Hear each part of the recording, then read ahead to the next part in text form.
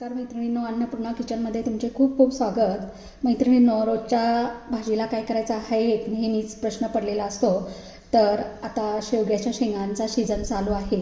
आपण नेहमी वांग्याचं भरीत पाहिलेलं आहे, पण शेवग्याच्या शेंगांचं भरीत कधी केलेलं आहे का?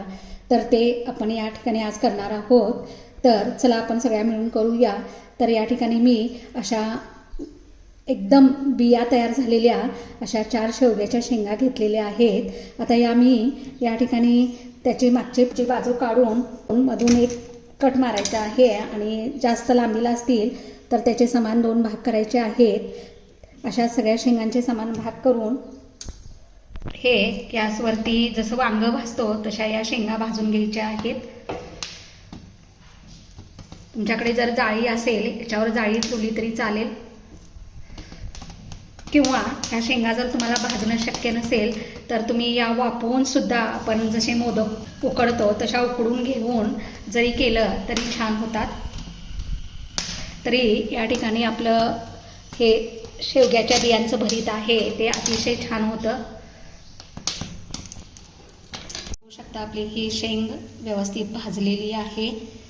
अशाच सगळ्या शेंगा आपण भाजून घेणार आहोत। तर इथं मी शेंगदाणे बारीक करून घेतलेलं मिक्सरचं भांडं घेतलेलं आहे। त्यातच मी कोथिंबीर, 2 हिरव्या मिरच्या आणि या ठिकाणी लसूण पाकळ्या, 5-6 लसूण पाकळ्या यात घालून हे बारीक करून घेणार आहे। तर इथे आपल्या सगळ्या शेंगा भाजून झालेल्या आहेत। आता या शेंगा थंडही झालेल्या आहेत। आता काय करायचं, ह्या ज्या शेंगा आहेत त्याला मधनं कट मारून घ्यायचा असा। भाजल्यामुळं लगेच कट मारला जातो।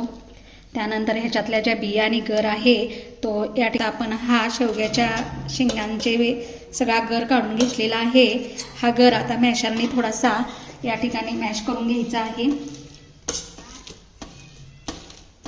किंवा तुमच्याकडे मॅशर नसेल तर हे काय करायचं, मिक्सरच्या भांड्यात घालायचं आणि फक्त चालू बंद स्थितीत फक्त एकदाच याला फिरवून घ्यायचं, म्हणजे ह्याच्यातल्या जरा असं मोठ्या बिया असतील त्या चुरा होतात।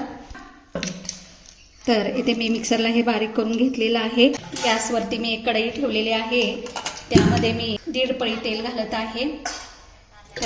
त्याच्यामध्ये हे आलं लसूण मिरची बारीक करून घेतलेली होती, कोथिंबीर ती घालत आहे। इथे थोडंसं जिरं घालत आहे। त्यानंतर याच्यामध्ये मी हा बारीक चिरून घेतलेला कांदा भाजून घेता येईल सोनेरी रंगावरती। जेव्हा आपण भरीत करतो त्यावेळेला भरताला कांदा हा कच्चा घातला जातो, पण आपण इथे थोडासा त्याचा या ठिकाणी कच्चेपणा कमी करण्यासाठी थोडंसं परतून घेणार आहे याला। त्यानंतर याच्यामध्ये मी हे टोमॅटो घालत आहे।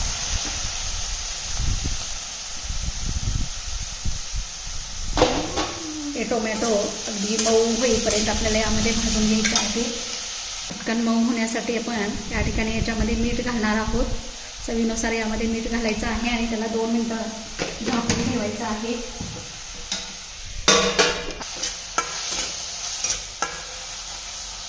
तर इथे आपलं हे टोमॅटो मऊ व्हायला लागलेला आहे। आता याच्यामध्ये मी या ठिकाणी अर्धा चमचा हळद घालणार आहे।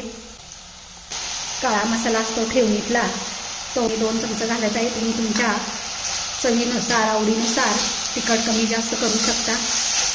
त्यानंतर हे सगळे मसाले मंद गॅसवर भाजून घ्यायचे आहेत। याच्यामध्ये मी 2 चमचे शेंगदाण्याचं कूट घालत आहे। त्यानंतर आपण हे जे या ठिकाणी शेवग्याच्या शेंगाचा गर बारीक करून घेतलेला आहे तो याच्यामध्ये घालायचा आहे। तर इथे हा सगळा गर शेंगांचा या ठिकाणी आपण मिक्स करून घेतलेला आहे। तर तुम्ही बघू शकता किती सुंदर असा कलर याला आलेला आहे। त्यानंतर याला 2 मिनिटं एक वाफ काढून घ्यायची आहे, म्हणजे सगळे मसाले त्यामध्ये मिक्स होतात। तर इथे आपण वाफ काढून घेतलेली आहे। तर असं सुंदर आपलं हे शेवग्याच्या शेंगांचा जो गर आहे त्याचं भरीत तयार झालेलं आहे। त्याच्यावरती कोथिंबीर घालून आपण त्याला गार्निश करणार आहोत। किती सुंदर असा कलर याला आलेला आहे।